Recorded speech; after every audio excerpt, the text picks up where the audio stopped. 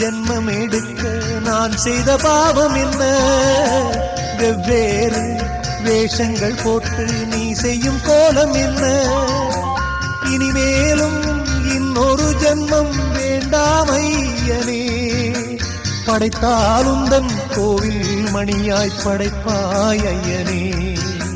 எங்கெங்கும் ஐயப்ப கோஷம் கேட்கின்ற மாமலையில் இல்லென்ற தென்றலும் வீசும் உன் திரு சந்நிதியில். எங்கெங்கும் ஐயப்ப கோஷம் கேட்கின்ற மாமலையில் இல்லென்ற தென்றலும் வீசும் உன் திரு சந்நிதியில்.